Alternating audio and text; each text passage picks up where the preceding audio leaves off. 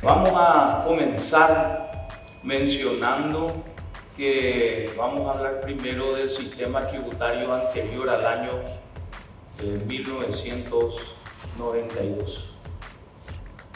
En ese entonces, el sistema tributario existente estaba caracterizado por una gran cantidad de impuestos que se fueron generando en diferentes épocas, en diferentes años y atendiendo solamente necesidades del Estado. No fue un plan, una reforma tributaria, no fue nada estructurado como sistema. Fíjense que el primer impuesto 9240 del impuesto a la renta es del año 1949. La ley 1003 de impuestos en papel sellado y estampillas es de 1964. 15 años después del impuesto a la renta. La ley de impuesto a la renta, la ley 68/69 del año 69, es 20 años después del impuesto a la renta. Vale decir, estos impuestos no tienen conexión entre sí ni coherencia. Son impuestos que se han ido estableciendo atendiendo las necesidades de recaudación y de recursos por parte del Estado. El impuesto a las rentas entonces dividían las rentas de los bienes de producción nacional por una tasa del 8%, de producción nacional de lujo 12% e importados 14%. Este tipo de impuestos no se podría sostener hoy en día porque la comunidad internacional ya no permite que un sistema tributario discrimine entre importados y nacionales. La ley de impuesto a la renta 9240 tenía una tasa del 30%, tasa nominal sobre la renta. Sumados los gastos no deducibles, eso orillaba en el 45%. Casi el 50% de la renta extraída del Estado mediante este sistema de la 9240.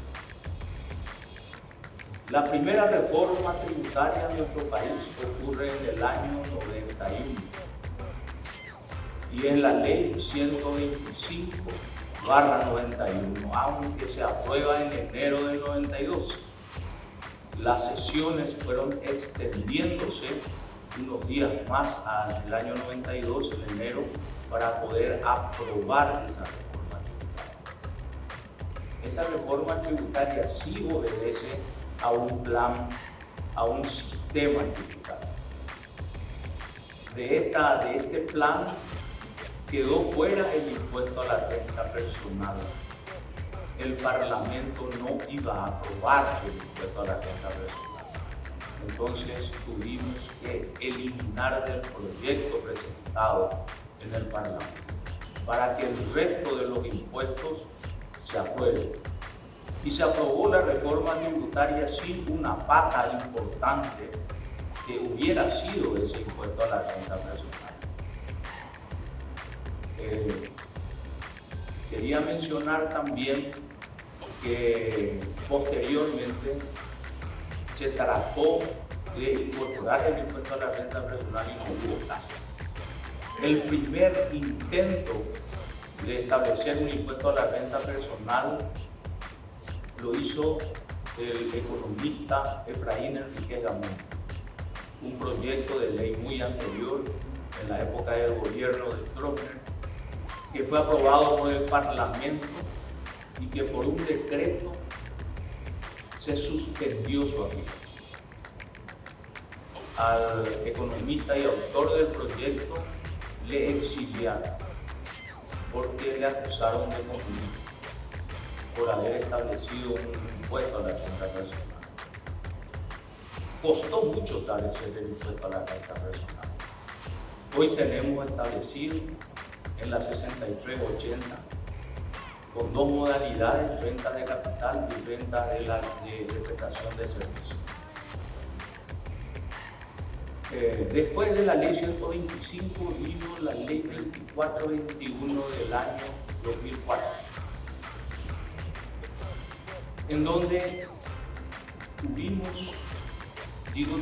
porque participé de su elaboración, y hablo en plural porque también el Ministerio de Hacienda se prestó a que bajara la cuota del impuesto a la renta del 30 finalmente al 10, pero en forma progresiva, del 30 al 20 el primer año, luego al 10 en el segundo año. Había entonces un temor de la baja recaudación por la supresión de esa tasa del 30%. Entonces se establecieron impuestos temporales a los efectos de cubrir esa diferencia de ingresos. Sin embargo, se demostró algo que muchos no creían posible: la elasticidad en el pago de los impuestos. Al bajar el impuesto a la renta, se triplicaron los ingresos en dicho concepto. Entonces eso tenía que en el pago de impuestos no había elasticidad, porque para que haya elasticidad tiene que haber libertad. La demanda es libre, sube el precio, se compra menos. En cambio, el pago de los impuestos es obligatorio, no es libre. Sin embargo, se demostró que hay elasticidad en el pago de impuestos cuando baja la tasa. Y con ese sistema tributario complementado con la 2421, hemos triplicado, cuatriplicado el ingreso del Estado. Y por último, viene la 6380, y acá nuestro viceministro es el coordinador y generador de esa reforma, que en mi concepto implica un avance legislativo de lo que ya tenemos, y que junto con la nueva organización, la de NIT, está dando los resultados que se esperaban, porque mucha gente incluso ni siquiera se imagina. Y creo que, si bien tengo algunas críticas a la ley 6380, entiendo que es un avance legislativo, un avance del sistema impositivo nacional que ha mantenido las tasas bajas y ha aumentado extraordinariamente la recaudación.